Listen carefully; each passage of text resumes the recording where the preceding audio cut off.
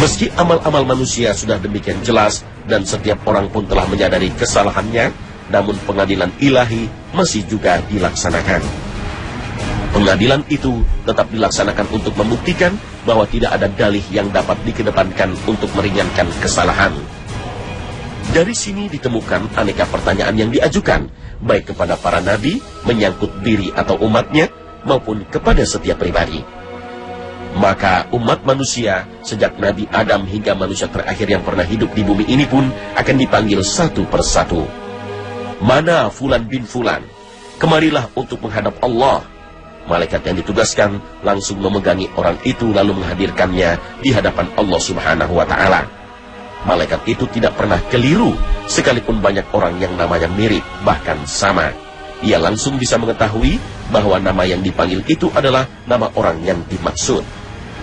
Talha bin Amir menuturkan, Atha bin Rabah pernah berkata kepadaku, Talha, alangkah banyaknya orang yang namanya sama dengan namaku dan namamu. Pada hari kiamat kelak ketika dipanggil, wahai Fulan, maka hanya Fulan yang dimaksudlah yang akan berdiri memenuhi panggilan itu, bukan Fulan yang lain. Saat itulah setiap orang akan merasa tidak ada seorang pun yang menghadap selain dirinya, dan tidak ada perkara yang diputuskan kecuali perkaranya. Rasulullah SAW bersabda, tidak ada seorang pun dari kalian kecuali akan ditanya oleh Tuhan semesta alam, dan tidak ada hijab, penghalang, atau penerjemah antara dia dan dirinya. Hadis riwayat Harits bin Abu Usama dan Al-Haythami. Adi bin Hatim juga pernah bertutur bahwa Rasulullah SAW pernah bersabda, salah seorang di antara kalian niscaya akan berdiri di hadapan Allah tanpa penghalang atau penerjemah yang akan menerjemahkan firman-Nya untuknya. Allah akan bertanya kepadanya, bukankah aku sudah menganugerahkan harta kepadamu? Dia menjawab, ya, sudah. Allah bertanya lagi, bukankah aku sudah mengutus seorang utusan kepadamu? Dia menjawab, ya, sudah. Dia lalu melihat ke samping kanannya dan tidak mendapatkan apa-apa kecuali neraka. Lalu melihat kirinya dan tidak mendapatkan apa-apa kecuali neraka. Sebab itu, hendaklah setiap orang di antara kalian melindungi diri dari neraka, meskipun hanya dengan menyedekahkan separuh buah kurma. Hadis riwayat Bukhari. Ibnu Mas'ud pernah bersumpah demi Allah, kemudian berkata, tidak seorang pun dari kalian kecuali akan berduaan bersama Allah Subhanahu wa Ta'ala, sebagaimana seseorang dari kalian melihat bulan saat purnama. Allah lalu bertanya kepadanya, anak Adam, apa yang membuatmu mendurhakaiku? Apa yang sudah engkau persiapkan untuk berjumpa denganku? Apa yang sudah engkau hindari karena malu kepadaku? Apa jawabanmu saat menerima ajakan para rasul? Anak Adam, bukankah aku selalu mengawasi kedua matamu, tetapi dengan kedua mata itu engkau malah melihat sesuatu yang tidak dihalalkan bagimu? Bukankah aku selalu mengawasi kedua tanganmu, tetapi dengan keduanya engkau malah mengambil sesuatu yang tidak halal bagimu? Bukankah aku selalu mengawasi kedua kakimu, tetapi dengan keduanya kamu malah melangkah ke tempat-tempat yang tidak dihalalkan bagimu? Bukankah aku selalu mengawasi hatimu, tetapi dengannya kamu malah menyiapkan keinginan pada sesuatu yang tidak dihalalkan untukmu? Atau apakah engkau mengingkari kedekatanku darimu dan kekuasaanku atasmu?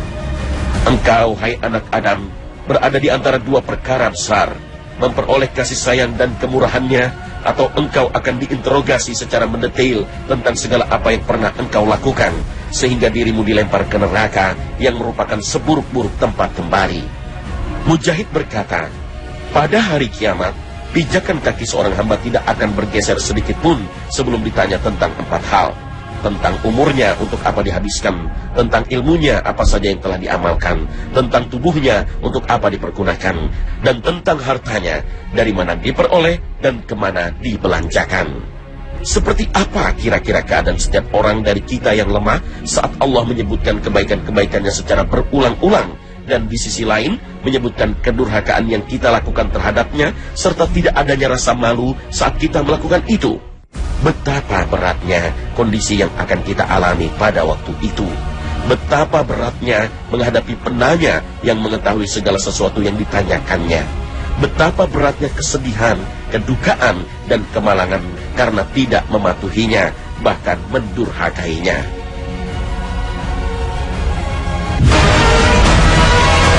Assalamualaikum warahmatullahi wabarakatuh.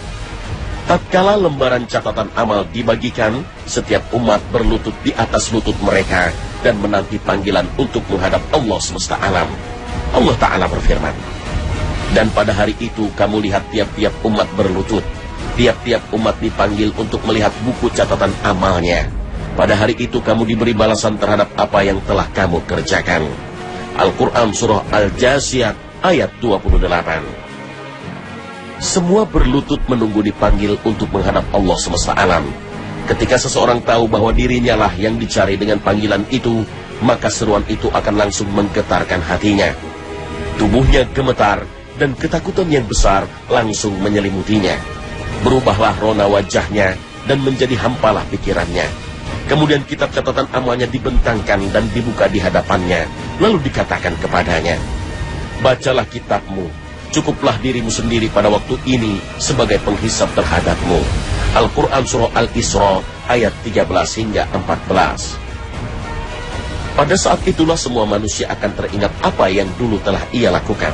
Semua telah tercatat dengan lengkap dan tiada kekeliruan sedikit pun.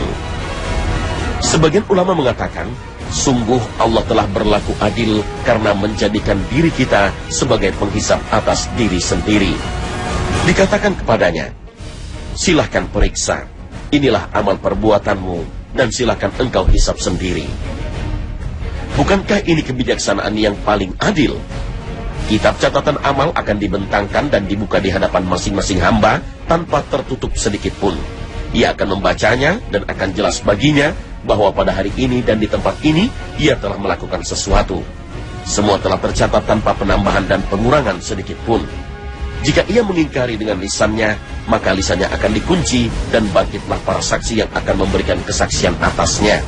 Allah Ta'ala berfirman, pada hari ini kami tutup mulut mereka, dan berkatalah kepada kami tangan mereka dan kaki mereka memberi kesaksian terhadap apa yang dahulu mereka usahakan. Al-Quran Surah Yasin ayat 65. Setelah dihisab, setiap hamba akan diberikan bukunya masing-masing yang berisi catatan lengkap seluruh amal perbuatan yang telah ia lakukan dalam kehidupan dunia. Cara penyerahan buku itu berbeda-beda. Ada yang kitab amalnya diterima dengan tangan kanannya. Mereka itulah orang yang bahagia. Ada pula yang menerima kitab dengan tangan kirinya. Seorang mukmin akan diberikan bukunya dari arah depan dan ia terima dengan tangan kanannya. Ia dihisap dengan mudah dan kembali kepada kaumnya yang sama-sama beriman di surga dengan gembira. Allah Ta'ala berfirman, adapun orang yang diberikan kitabnya dari sebelah kanannya, maka dia akan diperiksa dengan pemeriksaan yang mudah, dan dia akan kembali kepada kaumnya yang sama-sama beriman dengan gembira. Al-Quran Surah Al-Insyiqaq ayat 7 hingga 9. Seorang ulama kontemporer mengatakan bahwa setelah dihisab, ia kembali kepada sesama kaum beriman di surga dengan hati yang gembira. Rasulullah SAW mengabarkan bahwa rombongan pertama yang masuk surga, wajah mereka seperti bulan purnama. Ini menunjukkan kegembiraan hati mereka. Karena apabila hati gembira, maka wajah akan ceria. Adapun orang-orang kafir dan orang-orang munafik, mereka akan menerima kitabnya dengan tangan kirinya. Allah Ta'ala berfirman, adapun orang yang diberikan kepadanya kitabnya dari sebelah kirinya, maka dia berkata, aduhai, alangkah baiknya kiranya tidak diberikan kepadaku kitabku ini, dan aku tidak mengetahui apa hisab terhadap diriku. Wahai kiranya kematian itulah yang menyelesaikan segala sesuatu. Hartaku sekali-kali tidak memberi manfaat kepadaku. Telah hilang pula kekuasaanku daripadaku. Al-Quran Surah Al-Haqqah ayat 25 hingga 29. Kitab catatan amal mereka diberikan dari arah belakang punggung mereka. Allah Ta'ala berfirman, adapun orang-orang yang diberikan kitabnya dari belakang, maka dia akan berteriak, celakalah aku. Al-Quran Surah Al-Insyiqaq ayat 10. Cara pemberian kitab yang demikian ini sebagai isyarat bahwa mereka dulu di dunia telah mencampakkan aturan-aturan Al-Quran ke belakang punggung mereka. Mereka telah berpaling dari Al-Quran, tidak mempedulikannya, tidak mengacuhkannya, dan merasa tidak ada masalah bila menyelisihinya. Lalu Allah Ta'ala berfirman, maka dia akan berteriak, celakalah aku. Maksudnya, ia berteriak menyesali dirinya. Akan tetapi penyesalan tidaklah berguna lagi pada hari itu, karena habis sudah waktu untuk beramal. Waktu untuk beramal adalah di dunia, sedangkan di akhirat tidak ada lagi amal, yang ada hanyalah pembalasan. Setelah menerima buku catatan amal, masing-masing orang diperintahkan untuk membacanya sendiri. Semua orang ketika itu dapat membacanya, sekalipun di masa hidupnya buta huruf. Masing-masing catatan dibaca di hadapan Allah dan disaksikan oleh semua manusia, malaikat, nabi-nabi, dan rasul-rasul. Bukan hanya buku catatan amal, tapi amal-amal manusia itu sendiri juga hadir di hadapan pelakunya. Allah Subhanahu wa Ta'ala berfirman, pada hari ketika tiap-tiap jiwa menemukan segala apa yang telah dikerjakannya, walau dari sedikit kebaikan pun dihadirkan di hadapannya, dan demikian pula apa yang telah dikerjakannya dari sedikit kejahatan pun dihadirkan juga di hadapannya. Ia ingin kalau kiranya antara ia dengan kejahatan itu ada jarak yang jauh, sebagaimana yang berbuat kebajikan juga ingin agar amal baiknya berada dalam jarak dekat dan selalu menyertainya. Al-Quran Surah Ali Imran ayat 30. Banyak ulama memahami kehadiran kebaikan dan keburukan di hari kemudian nanti dalam arti kehadiran ganjarannya. Namun, berangkat dari perkembangan ilmu pengetahuan yang kini mampu merekam suara dan gerak-gerik manusia serta menampilkannya, walau bersumber dari jarak yang sangat jauh, maka tidak tertutup kemungkinan memahami kehadiran amal-amal itu dalam arti yang sebenarnya. Bahkan, kehadirannya tidak kurang jelas dari tayangan dan rekaman yang kita lihat dewasa ini. Allah Maha Kuasa atas segala sesuatu. Kelak orang yang pernah mencuri akan melihat dirinya sedang mencuri.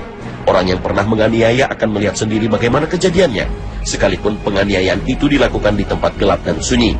Demikian juga dengan orang yang pernah berzina, berkata kasar, dan lain-lain.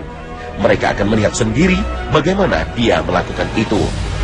Sebaliknya, orang yang pernah melakukan kebaikan seperti menolong orang yang kecelakaan, kesusahan, atau bersedekah dan menolong sesama manusia, semua itu akan mereka saksikan sendiri. Allah Subhanahu wa Ta'ala berfirman, pada hari itu manusia keluar dari kuburnya dalam keadaan berkelompok-kelompok untuk diperlihatkan kepada mereka balasan semua perbuatannya. Maka barang siapa mengerjakan kebaikan seberat zarrah, niscaya dia akan melihatnya. Dan barang siapa mengerjakan kejahatan seberat zarrah, niscaya dia akan melihatnya. Al-Quran Surah Az-Zalzalah ayat 6 hingga 8. Ketika ayat-ayat ini disampaikan oleh Rasulullah SAW, banyak para sahabat yang menangis terseduh, karena banyak di antara mereka sebelum masuk Islam pernah melakukan berbagai tindak kejahatan dan perbuatan keji.